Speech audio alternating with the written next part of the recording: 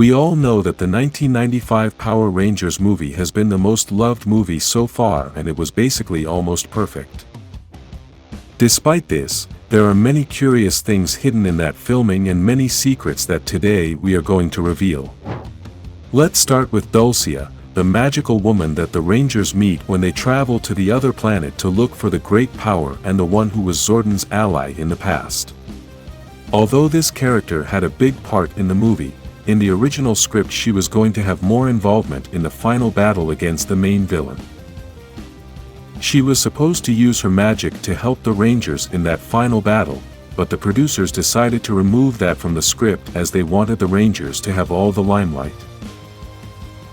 Another reason why they deleted those scenes from the script was due to lack of time, as due to the small budget the producers had little time to film the whole movie and there were many restrictions in the country where they filmed everything.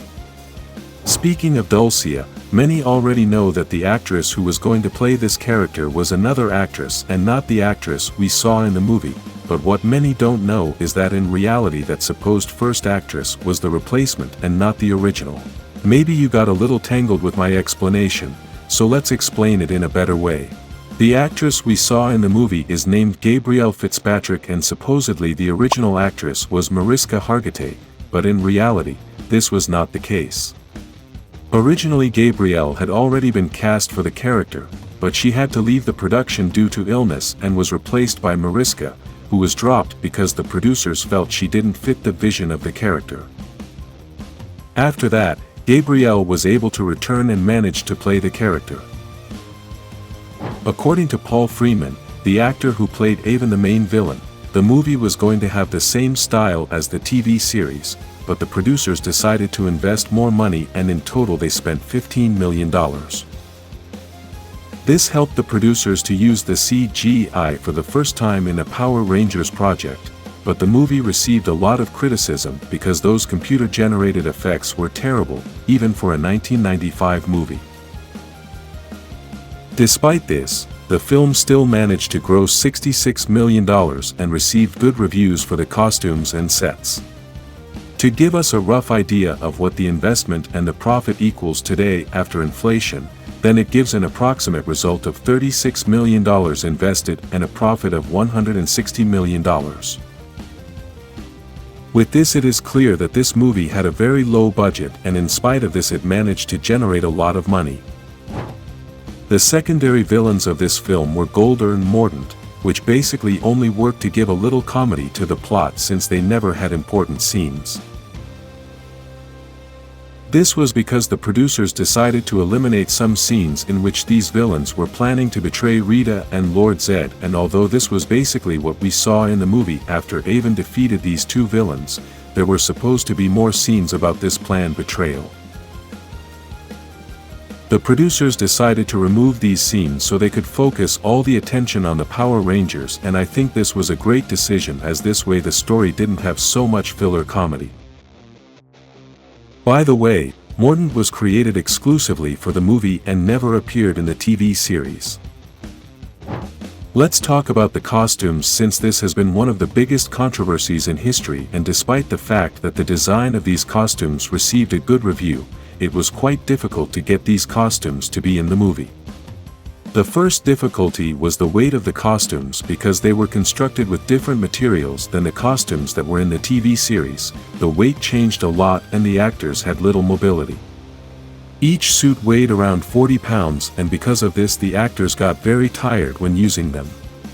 In addition to this, the poor ventilation of these suits meant that the actors were always drinking water and in a designated place to cool down, as the temperature inside the suit could reach 99 degrees Fahrenheit.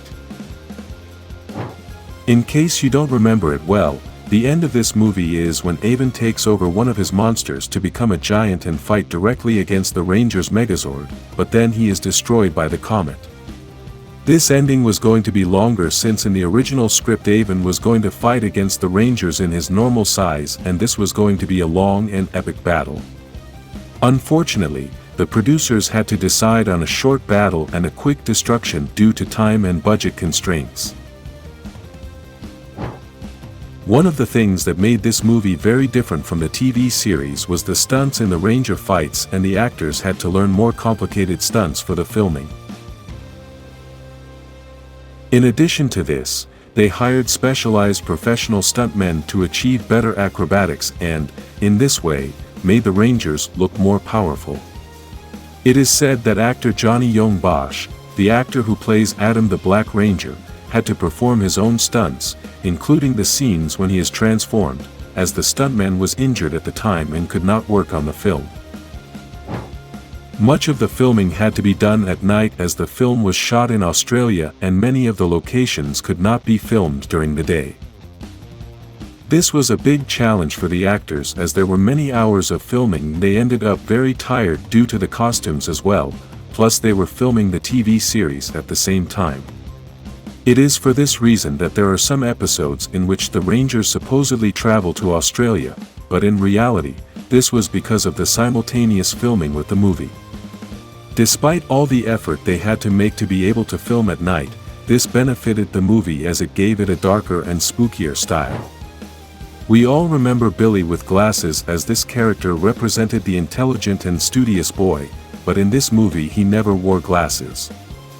According to rumors, it is said that the actor playing this character asked Saban that the character should not wear the glasses because it was affecting his eyes even though they were fake glasses.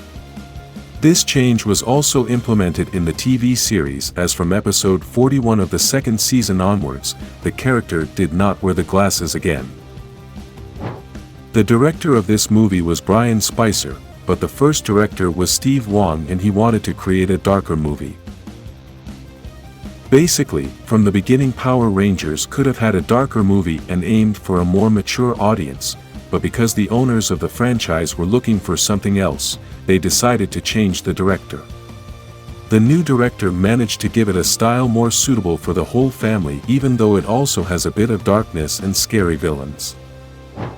After the Rangers manage to get the new power, they go to Angel Grove in order to defeat Avon and save the city. But this was not the plan in the original script. The Rangers were supposed to go to the command center first in order to save Zordon and then go to save the city, but the producers decided to change the order. This way the Rangers are seen as real heroes since they decided to save the lives of the innocent people in the city and not Zordon's life first. Besides this, I personally think this was much better as we end the movie with a scene that touches your heart to see Zordon resurrected after the Rangers unite and use the new power to rebuild the entire command center.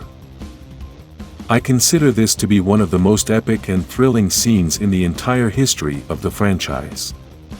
If you would like to know more curiosities, like this video and subscribe to know more about Power Rangers.